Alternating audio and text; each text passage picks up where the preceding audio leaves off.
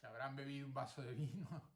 Por cierto que con los vinos hay una cosa muy curiosa y es que Kant en la crítica del juicio, no lo tengo aquí ahora marcado me parece, pero en la crítica del juicio, es decir, en el libro que he asociado a esto de glorioso y caldera, él va a... que tengo muchas cosas marcadas, entonces para encontrar lo que quiero buscar tardaría un rato.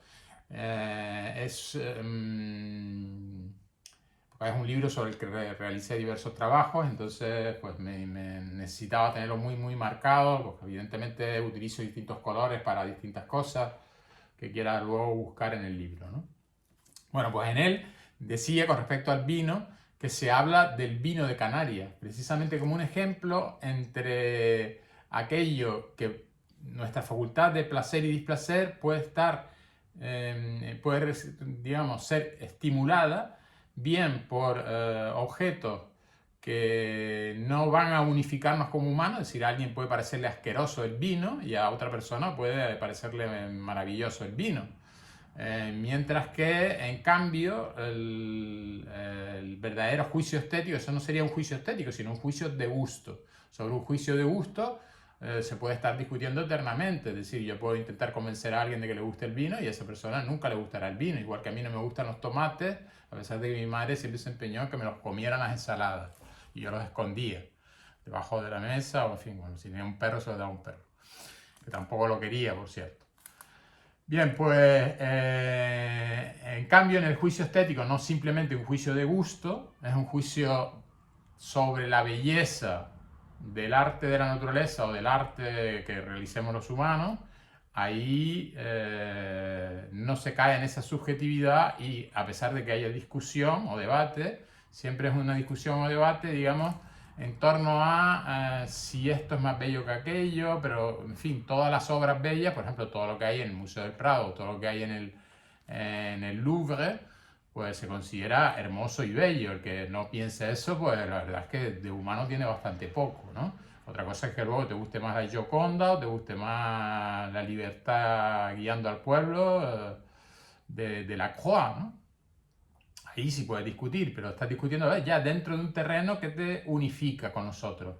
¿Tá? Es una discusión no acalorada, ni dogmática, ni fanática, sino una discusión, podríamos decir, elegante y que interesante, ¿no? Porque nosotros tratamos de buscar cuáles son los elementos que hacen que a lo mejor me guste más la Gioconda que la libertad guiando al pueblo. Seguimos entonces con la lectura. Ya en la primera crítica, Kant había ganado terreno a favor de la razón práctica. Por un lado, no podrá ya ser una ley dictada por Dios, pues de él nada puede saberse, ni siquiera si existe o no. Y tampoco podrá deducirse de conocimientos teóricos sobre la naturaleza, pues nuestro conocimiento de ella está sometido a la categoría de causalidad.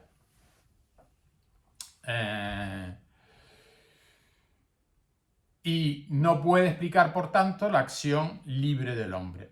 El estudio científico del ser humano, el estudio de la ciencia natural del ser humano, no descubre en su cerebro por ninguna parte esa facultad extraña que llamamos nuestra voluntad y que descubrimos como libre en cada decisión. Además, en la dialéctica trascendental de la crítica de la razón pura, había establecido que podía demostrarse la tesis todo está determinado, esta es la tercera antinomia, todo está determinado, y también la antítesis, hay causalidad por libertad que puede iniciar nuevos cursos de los acontecimientos, es decir, que hay una causalidad que es la humana que no está completamente determinada. Es la tercera antinomia de la razón pura. La primera es la de que el mundo... Estos son contradicciones y por lo tanto por eso en el terreno del conocimiento no se puede decir si hay libertad o si no hay libertad, porque Kant demuestra hay causalidad por libertad y también demuestra no hay libertad sino que todo está determinado. Por lo tanto, en el terreno teórico uno no puede decidir, pero en el terreno práctico sí, porque uno se nota a sí mismo, por una parte, impulsado por deseos sensibles, pero por otra parte sabe que es completamente libre para rechazar esos deseos sensibles y volverse estrictamente racional en la acción. Esto le permite decir que la contradicción de esta antinomia, la tercera antinomia de razón pura entre libertad y determinación, y determinismo, esta antinomia se resuelve si consideramos, la podemos resolver si consideramos la tesis como ley del mundo fenoménico, es decir, en el mundo de los objetos y de nuestros cuerpos, parece como si todo estuviera, parece no, todo está determinado, pero de que forma parte, digamos, del hombre, ese mundo fenoménico forma parte del hombre como cuerpo, pero la antítesis como ley de, también podría aceptarse la antítesis como ley de la dimensión nouménica del hombre, aquello que puede pensarse en el hombre. Podemos pensar, igual que nosotros sentimos experiencia de la libertad de nosotros mismos, podemos pensar que los otros humanos también tienen esa experiencia de sentir la libertad en su interior, la ley moral que dice Kant en su interior, la libertad que emana de su racionalidad. Kant parte del hecho indiscutible de la moral. Todos, o sea, para Kant la moral es un hecho indiscutible, un factum le llama, ¿no?, en alemán. Todos tenemos la experiencia de sentirnos obligados a hacer ciertas cosas y no otras. Todos actuamos según ciertas reglas, ciertos mandatos, o como lo denomina Kant, imperativo. Es decir, que imperativo, tanto hipotético como categórico, ya antes les puse el esquema con esa diferencia en la clase anterior, imperativo significa, es sinónimo de mandato. No simplemente una regla o una máxima que puedo coger o no, sino que me ordena que haga algo. Eso sí, hay hipotéticos que te ordenan que hagas algo si quieres conseguir una determinada hipótesis, y otros que son los categóricos que te ordenan que hagas algo aunque no consigas nada. Kant parte del hecho indiscutible de la moral, decía, y ello porque todos sentimos la experiencia de sentirnos, todos tenemos la experiencia de sentirnos obligados a hacer ciertas cosas y no otras. Todos actuamos según ciertas reglas, mandatos, o como lo denomina Kant, imperativo. Acabo de repetir la frase anterior. Aunque no sabemos muy bien por qué. Ese sentimiento moral, si no sabemos muy bien por qué tenemos ese sentimiento moral, ¿por qué existe esa moral?, ¿no? Podría no existir, pero no sabemos muy bien de dónde viene. En fin, durante mucho tiempo la gente pensaba que venía de Dios, ¿no?, de la ley de Dios, de los 10 mandamientos, etc. No matarás, etcétera, etcétera. Evidentemente para Kant esto no tiene ninguna lógica, ningún sentido, porque sobre Dios nada se puede conocer, por tanto mucho menos su palabra o sea, mucho menos se puede legitimar su palabra, y no matarás se deriva en Kant del imperativo categórico y no de la creencia en Dios. O sea que vale para un ateo y para un creyente. Ese sentimiento moral refleja una ley que nos damos nosotros mismos. Nos damos nosotros a nosotros mismos. Pues si no fuera así, ¿por qué nos sentiríamos obligados? Podríamos tener miedo a las consecuencias, pero eso no es obligación, sino una reacción mecánica. Como los animales amaestrados, ¿no?, una vez que han hecho algo que consideran ellos, bueno, no nos consideren malo, sino que saben que va a tener unas consecuencias, que el amo les va a pegar, pues se pondrán en una esquina. O como vemos en las secuencias del hombre elefante, que luego comentaremos, como el pobre hombre elefante también se queda como arrinconado por el terror, ¿no?, de las consecuencias de que simplemente se le observe por ser un humano muy deforme, fenoménicamente. Bien, entonces continúo. Ese sentimiento moral refleja una... Voy a apagar esto porque... Perdón. Ese sentimiento moral, decía...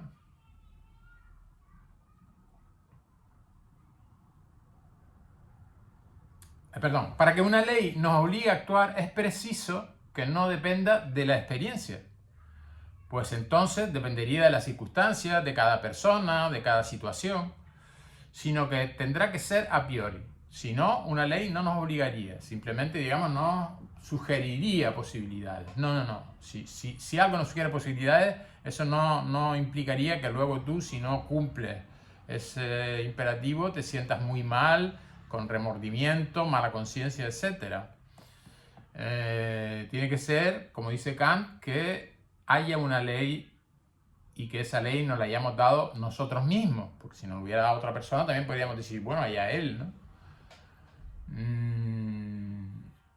Esa ley tiene que ser pues a priori, y si esto es así, dicha ley no puede ordenar algo para conseguir otra cosa, indicando su objetivo. Pues, una vez más, eso dependería de las circunstancias y sería muy variable. Teniendo todo eso en cuenta, Kant plantea que el hecho de la moral solo es comprensible a partir de un nuevo tipo de ética, que denominará ética formal, contra todas las éticas desarrolladas hasta entonces, que denomina éticas materiales, como ya puse antes en el esquema, ¿no? Faltan las otras características que iremos nombrando ahora sucesivamente. Las éticas materiales son denominadas así, no en el sentido de que sean materialistas, como ya les dije, sino en tanto que proponen un contenido, es decir, no solamente es una forma vacía, sino hay un contenido, ¿no? A sus mandatos o imperativos, que puede ser el placer, la autarquía, la independencia, la felicidad, la indiferencia, la santidad, etc. Pues esas son las éticas materiales. Kant no quiere proponer un contenido al bien supremo, sino lo que quiere es poner una fórmula, y por eso formal, una fórmula vacía que valga para cualquier contenido. También aquí Kant es revolucionario, como lo fue su revolución copernicana en la epistemología. Contra, ahora viene todo lo que está en el esquema, ¿no? Vuelvo a poner el esquema, ¿no?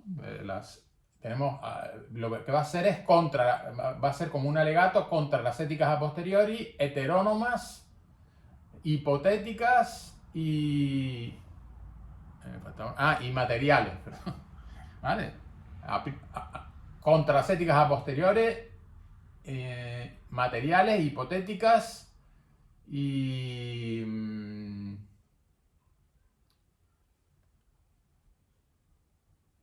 a posteriori. Me he liado aquí con esto. Contra las éticas heterónomas, de hetero diferente, y nomos ley heterónoma, es decir, ley diferente a mí mismo, en las que la ley proviene de fuera, de algo diferente a mí, Dios, los textos sagrados, las normas o costumbres sociales, el acuerdo entre los ciudadanos, una votación, por ejemplo, la naturaleza de la especie humana. Pues Kant dice que no, que nada de eso vale y propone una ética autónoma. Yo, y únicamente yo, me doy la ley a mí mismo porque la encuentro en mi interior, si examino mi razón en la decisión. Contra las éticas a posteriori o empíricas, que dependen de la experiencia sensible, establece una ética a priori, construida por la razón pura, sin mezcla alguna, por eso no tiene la parte de estética trascendental, la crítica de la razón pura, sin mezcla alguna de experiencia. Una ética a priori, construida por la razón pura, sin mezcla alguna de experiencia, a diferencia de la razón teórica que debía aplicarse a la experiencia, por eso tiene la estética trascendental o estudio de la sensibilidad, la razón pura, mientras que la razón práctica no. Contra las éticas que formulan imperativos hipotéticos, si quieres buena salud, no fumes. Esta está mejor que la del beber vino, ¿no?, que puse antes. Si quieres buena salud, no fumes.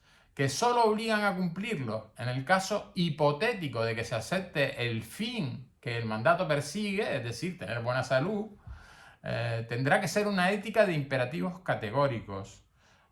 Imperativos categóricos que tienen que cumplirse absolutamente sin condiciones y sin hipótesis. Kant dirá que todas las éticas hasta ahora se empeñan en proponer un fin u objetivo, de manera que sus mandatos tienen siempre unos contenidos concretos, es lo que llama Kant materia de la acción. Estas éticas materiales son siempre heterónomas, a posteriori e hipotéticas. Ven, ahora de repente mezcla todas las características y dice que todas las éticas materiales son también a posteriori, hipotéticas y heterónomas. Por eso concluye que la ética tiene que prescindir del contenido, tiene que prescindir, digamos, de un contenido para poder ser autónoma a priori y categórica, es decir, tiene que ser simplemente una ética formal, como un cuadro, como como esta cabeza encorsetada en estructuras geométricas, estructuras matemáticas, es decir, en definitiva, una metáfora de estructuras racionales.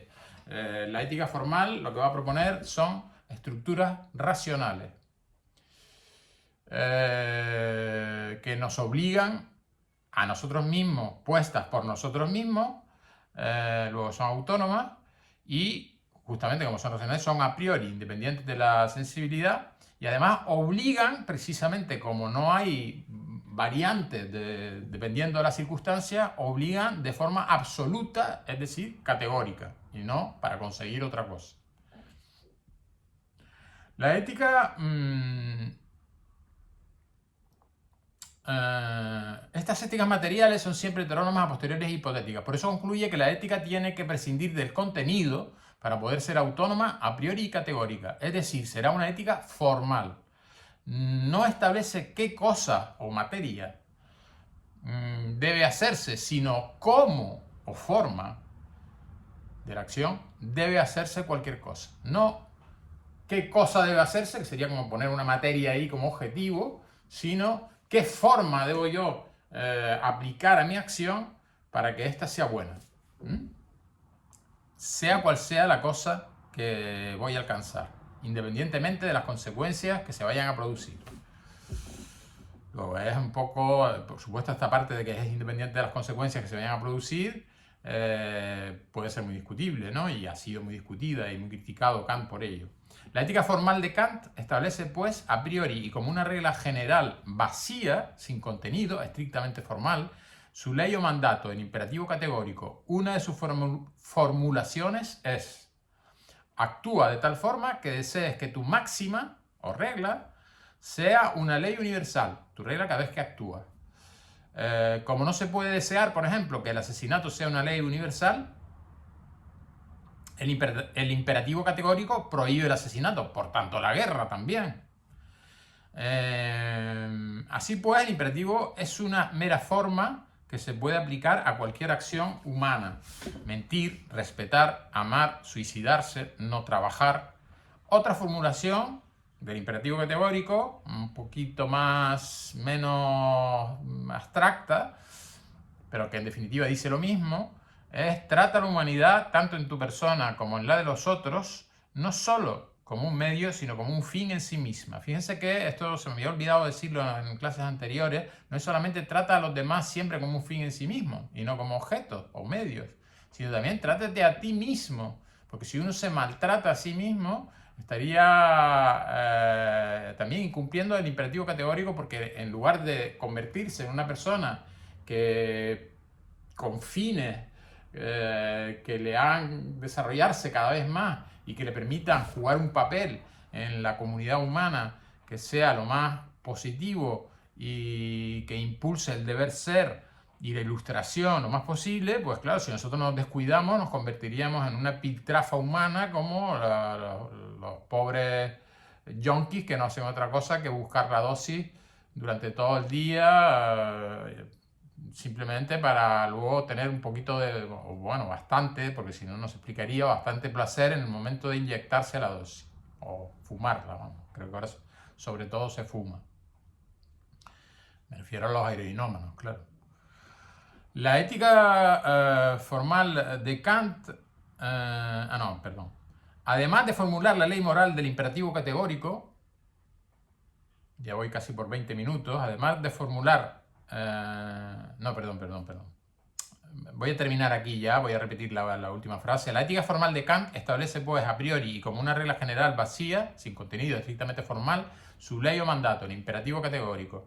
Una de sus formulaciones es: actúa de tal forma que deseas que tu máxima sea una ley universal, y como no se puede desear, por ejemplo, que el asesinato sea una ley universal, el imperativo categórico prohíbe el asesinato. Pues si no, claro, todos nos asesinaríamos unos a otros y finalmente solo quedaría uno, que se extinguiría. Así pues, el imperativo es una mera forma que se puede aplicar a cualquier acción humana: mentir, respetar, amar, suicidarse, no trabajar. Otra formulación es, que es la que estábamos comentando, el cuidado de sí mismo: trata a la humanidad, tanto en tu persona como en la de los otros, no solo como un medio, sino como un fin en sí misma. Como es una ley racional a priori, es universal y necesaria, y por tanto válida para todos los humanos en todo momento, en todo lugar, en toda época, en toda cultura. Es decir, se acabó el relativismo cultural, que en unas culturas está bien hacer una cosa y en otras otras. Para Kant eso es impensable. Queda así resuelta la pregunta ¿qué debo hacer? Y nos queda, para terminar, que lo haré en otro vídeo, el asunto de los postulados. Es decir, que no se limita Kant a proponer esta ley a priori autónoma, categórica y formal, sino que va a hacer avanzar, digamos, no es conocimiento, pero sí suposiciones, para que esta ley tenga sentido y sea lógica, una serie de suposiciones que son sus famosos postulados de la razón práctica. Lo veremos en la siguiente clase.